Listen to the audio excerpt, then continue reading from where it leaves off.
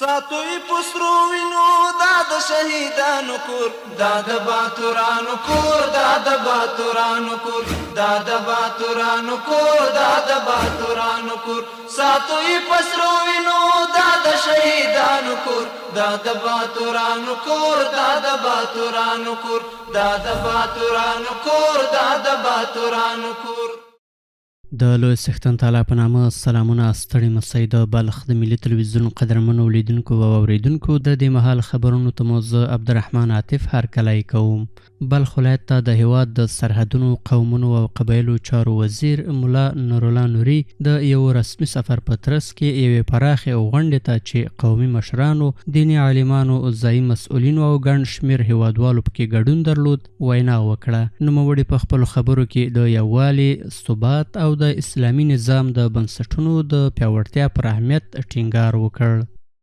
په بلخ ولایت کې د هیواد د سرحدونو قومونو او قبایلو چارو وزیر ملا نورالله نوري یوې ولسي غونډې ته په خپله وینا کې وویل چې په اسلامي نظام کې د قدرت د مرکزونو شمیر ځای نه لري او ټول وګړي مسؤل دي چې د دې نظام د ثبات او ټینګښت لپاره ګډې او همغږې هڅې وکړي. ښاغلي نوري همدارنګه زیاته کړه چې د اسلامي نظام د حاکمیت په برکت د کلتور، تاریخي هویت او دیني او ملي ارزښتونو د بیا راژوندي کېدو زمینه برابره شوې او افغانان په دې بریالي شوي چې خپل کلتوري او عقیدوي ارزښتونه بیرته ترلاسه کړي. تعدد امرا در نظام اسلامی فساد است، وحدت قیادت در نظام اسلامی هدایت است. تعدد امرا در نظام اسلامی جایی ندارد. امروز که نظام اسلامی آمد، چیز اول عقیده ما و شما در حفظ شد، کلتور ما و شما در حفظ شد، ناموس ما و شما در حفظ شد، امنیت ما و شما تأمین شد، آزادی و استقلال خود دست گرفتیم. په دې غونډه کې د بلخ والي هم د خلکو او حکومت ترمنځ متقابلو مسؤلیتونو ته په اشارې د همکارۍ، یووالي او د نظام اصولو ته د ژمنتیا پر اړتیا ټینګار وکړ. هغه له خلکو غوښتل چې د امنیت، ټولنیز ثبات او د هیواد په پرمختګ کې فعاله او رغنده ونډه واخلي. نو په دې خاطر دا حکومت، دا نظام د ولس حکومت دی، د ولسي حکومت دی. موږ تاسو جوړ شوی نظام دی، موږ تاسو فکري نظام دی، شرعي نظام دی. دې نظام باید چې دفاع وکړو، د دې نظام سره ودرېږو. په دې کې موږ تاسو ګټې شته، موږ تاسو هر څه محفوظ دي.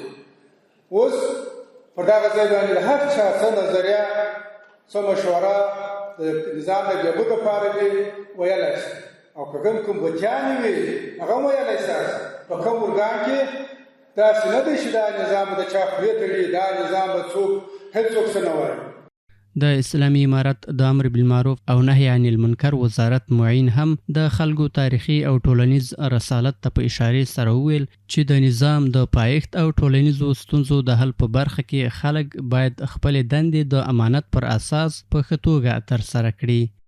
یقینا امارت اسلامی بسیار یک نعمت بزرگ اله العالمین است. اله العالمین به همه ما و شما توفیق را نصیب کنه که چگونه که کتشان هم نوا بودیم با همین گونه کتشان هم نوا باشیم، یک جا باشیم. اگر کسی از بیرون صدا میکنه به نام مقاومت و به نام داعش و فلان و فلان، چیزی خو نیست. خو ما میگیم باید که اینا از صدای خود شرم بکشه. همدارنګه د ځایي ادارو یو شمېر مسؤلینو او دیني عالمانو په دې غونډه کې د خلکو او حکومتي ادارو د مسؤلیتونو په اړه خپل وړاندیزونه او نظرونه وړاندې کړل او د ملت او نظام ترمنځ د اړیکو پر پیاوړتیا یې ټینګار وکړ. شفقت‌های نظام را به مردم رسانیدن و از دستاوردهای این نظام برای مردم رسانیدن و همین حالت فعلی را و همین نظام فعلی را با مقایسه با نظام‌های قبلی تفاوتش را بیان کردن، این وظیفه ایمانی و وظیفه وجدانی همه ایمان است. امنیت برتن نصیب شد، عقیده برشان راسخ شد، راه مسیر اصول قرآنی برشان واضح بیان شد. دیگه مشکل چه مانده است که دیواره اعتراض کرد و شکر نعمت قدر امنیت نه تنها در داخل افغانستان کسی زندگی داشته باشد. هر کسی که تبعی افغانستان باشد، ایمان داشته باشه، مؤمن باشه، شکر نعمت بالاشان واجب است. اول دفاع از ارزش‌های معنوی و دینی و مذهبی و دوم حفظ استقلال و تمامیت ارضی کشور است.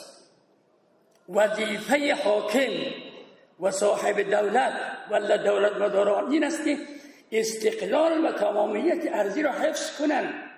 دا غونډه په داسې حال کې ترسره کیږي چې په بلخ ولایت کې د ملي یووالي د ټینګښت، ټولنیز پرمختګ او د اداري جوړښتونو د پیاوړتیا لپاره هڅې لا هم روانې دي.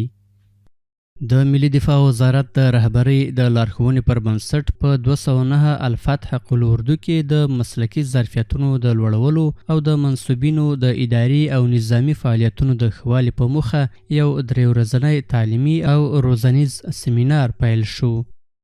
په دې پروګرام کې د ملي دفاع وزارت د سرمفتش مفتي لطف الله حکیمي په مشرۍ د سرمفتشیت ریاست تخنیکی پلاوي ګډون کړی و چې رسما دغه سیمینار یې پرانیسته. د مسؤلینو په وینا یاد سیمینار د مسلکي معیارونو د پیاوړتیا، د پوهاوي کچې د لوړولو او په نظامی بنسټونو کې د څارنیزو سیستمونو د ښه والي په موخه جوړ شوی دی. دغه راز د ملي دفاع وزارت سرمفتش مفتي لطف الله حکیمي د پرانیستې په پیل کې د نظامی اصولو او اساسي ارزښتونو په اړه خبرې وکړې او د وسلوالو ځواکونو په لیکو کې د نظم، انضباط او مسؤلیت منلو پر اهمیت ټینګار وکړ. هغه همدارنګه د نظامی چارو په تفتیش کې د اهمیت او څرنګوالي په اړه هراړخیزه معلومات وړاندې کړل او اغیزمنه څارنه د دفاعي بنسټونو د کړنو په ښه والي کې مهمه وبلله.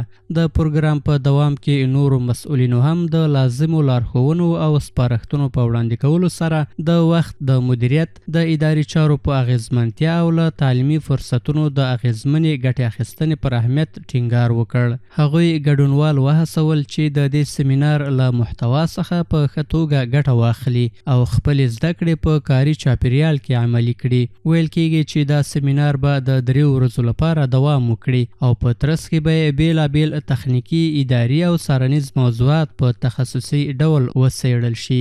د ملي دفاع وزارت ویلي چې د دا ډول پروګرامونو د جوړولو موخه د مسلکي ظرفیتونو لوړول، د شفافیت پیاوړتیا او په نظامی جوړښتونو کې د اجراتو د کیفیت ښه کول دي.